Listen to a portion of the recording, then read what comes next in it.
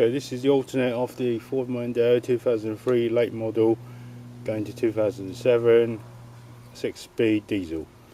I've removed the alternator already. I'll show you remove that, give you some tips in a minute.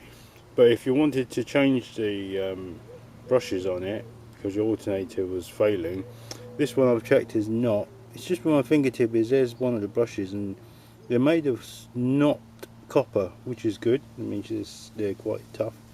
There's a central spline. You've got to check that for any wear and tear. This one looks okay. What you'll have to do is drill out that little kind of solder there, and that's all there, and this should pop straight out. The blue cable, notice on this side, red on that.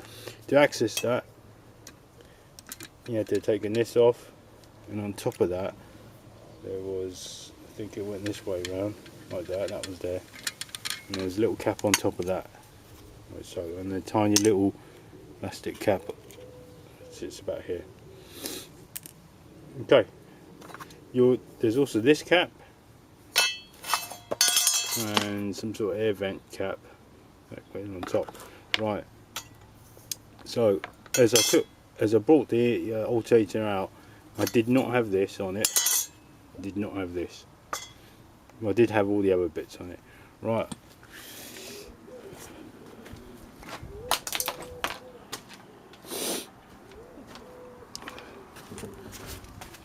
the alternator comes out the right hand side engine compartment.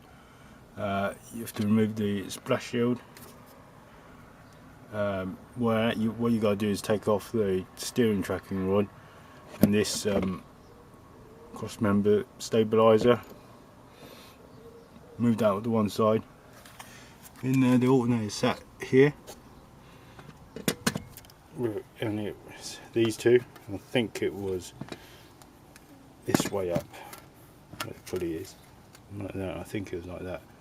The pulley's here. Right. Quite difficult. First job is to release. My mistake. It was like that. This is the way up. There's the up from the car. There's the top bolt. And it refers to top bolt up there. You can't see it though. Way up there. And the bottom two obvious is sticking right down the bottom. First, you're going to take up the top bolt from here. On the top of the engine, you can remove it from the top.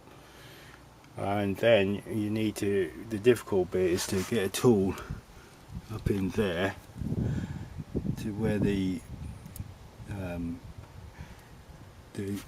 belt, auxiliary belt tensioner is. Okay, it's hard to show you. Should try. I'll get a light and I'll try again. Okay, right at the centre of the frame, you'll see a triangle pulley. That's the tensioner belt, auxiliary belt tensioner. There's a square little peg hole. You can see you need to pull that clockwise from how you're looking at it now, and that should release the tension on the springs. There's a spring, and compresses the spring. Then you can. I took the belt off from here first. Then you can take the belt off the alternator. Okay.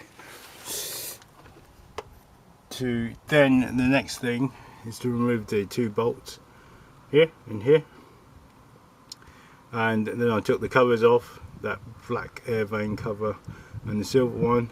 Took the cables off. The bottom cable is not a problem if you take it out from the bottom using number 10, I think. The top one was you have to reach from the top of the bonnet, and to unplug it there you just put a screwdriver in it and wedge it out from the gap. The difficult thing was to get a tool that would fit up here in that little hole. And I'll give you a tool tip.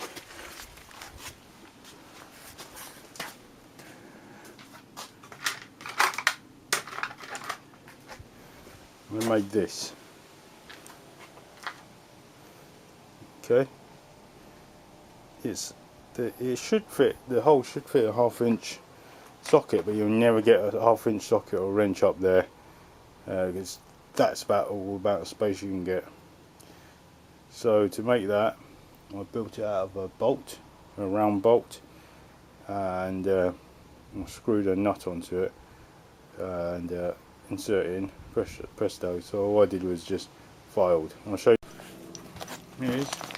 So 10mm times 65mm bolts. I got the, and it comes with nuts as well. I bought these from, it's either Tool Station, which is a very cheap shop, and really nice bits and pieces in there really cheaply, or I bought it from Screwfix. I can't remember, one of the two. So I've shaped that. That's the top of that. I shaped it from there. Alright, so just filed it down. Alright, I hope that helps. How the alternator comes out sideways. Can't really pull it from below, but you have to move all these aside. You have to move that aside, move that aside. It comes out from the side. Okay, one more tip. I've pushed the little tool that I made into this ratchet spanner. It's the only thing that'll fit.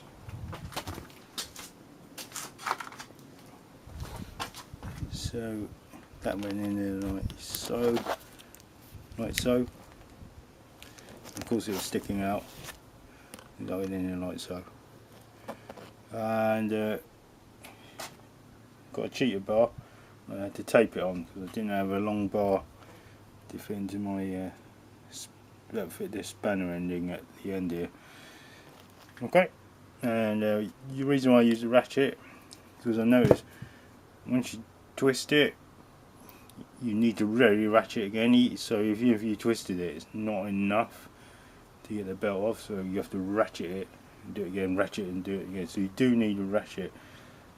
So I do recommend one of these ratchet spanners. You turn it one way or the other. It's got no lever on it, not the one with the lever, it's just one way or the other. And I bought this from Machine Mart. They're a very good company. Okay, we go what I said about the tool. You could do it with a tool, which is hard way. I've just discovered this.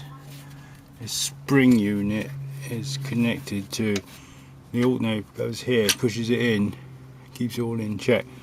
But if you was to undo these two nuts, pop the alternator forward, this would naturally come forward and release the spring tension. So probably the easiest way to do that. The alternator will end up about here somewhere, so you may still have to undo this. So push this far back, alternator pops far backwards as possible to release tension. Right, please put a note there in your comments, or if you want to like and subscribe. Thank you.